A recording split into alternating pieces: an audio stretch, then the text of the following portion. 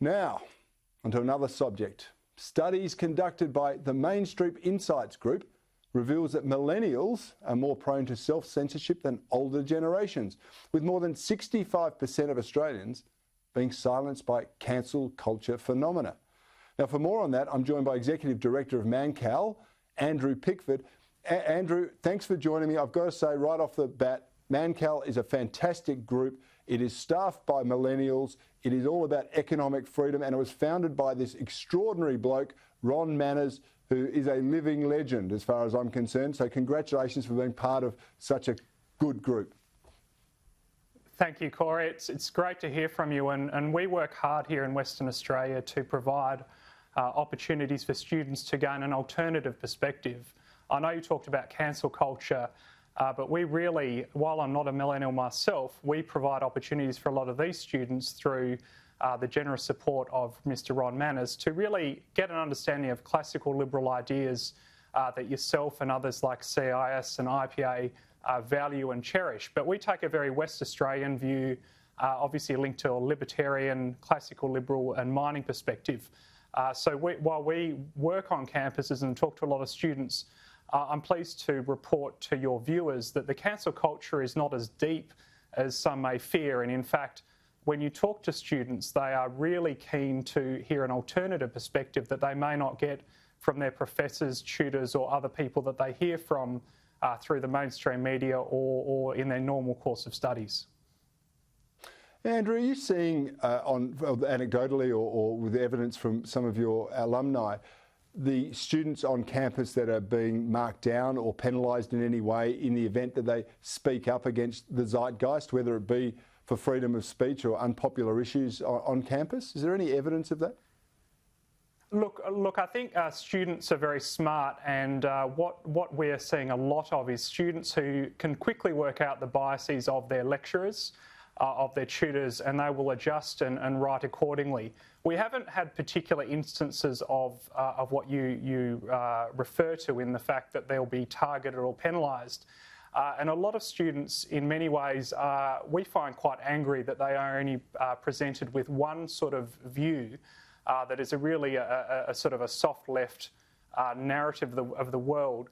And we find the opposite. Students will progress through the university, but what has been an unintended consequence of some of these more, I guess, doctrine and more emphasis by professors with a worldview is that the students are actually rebelling against that. And we've found we are getting the highest quality applicants who are interested in what we provide is just opportunities for an alternative view.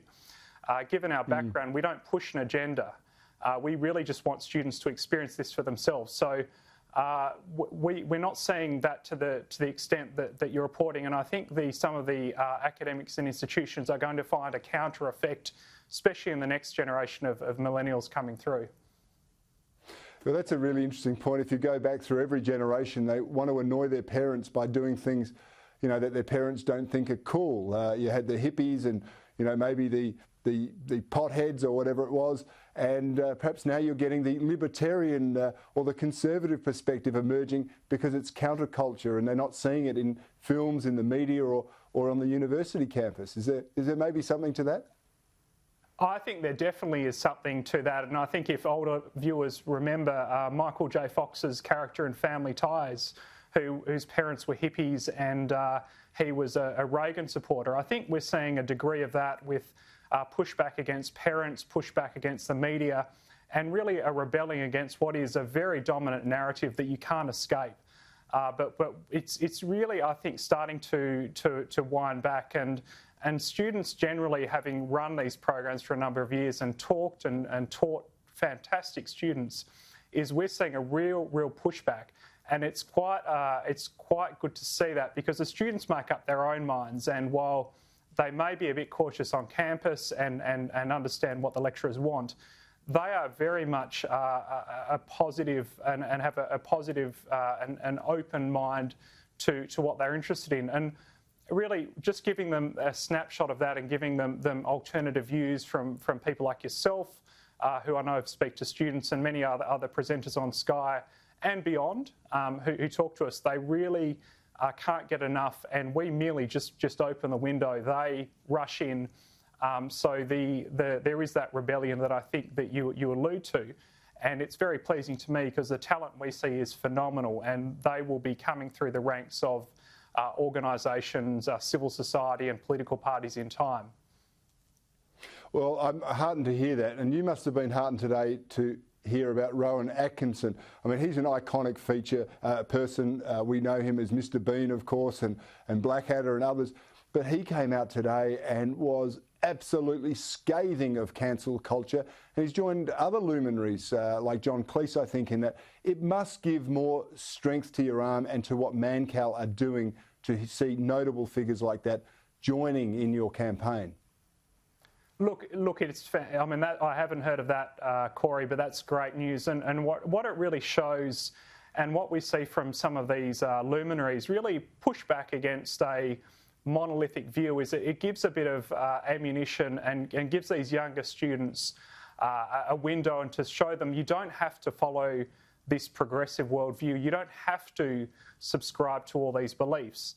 And so it really is, every time one of these people speak out, and there will be more that speak out against this cancel culture, the students pick up on this, they understand it, they respond, and they enthusiastically get it. And it is almost that we simply provide, that we don't actually have to do much, because we're getting more and more of these cases like Rowan Atkinson, John Cleese and others, who are making it very easy for the left to be parodied. And one thing is the left does not have much of a sense of humour. We need to get better at that on our side, but humour is a powerful weapon, as is narrative, and we find that the students really respond well to that, and often they bring these examples to me. I don't go seeking for them. I often get told who said what and who's pushing against the mainstream. So it's very pleasing to see when the students are more libertarian and classical liberal than myself. Yeah, it's wonderful to see. Andrew Pickford, thanks so much for your time, and I'm sure you'll stay safe and isolated over there in Western Australia. Thank you, Cory. Always a pleasure.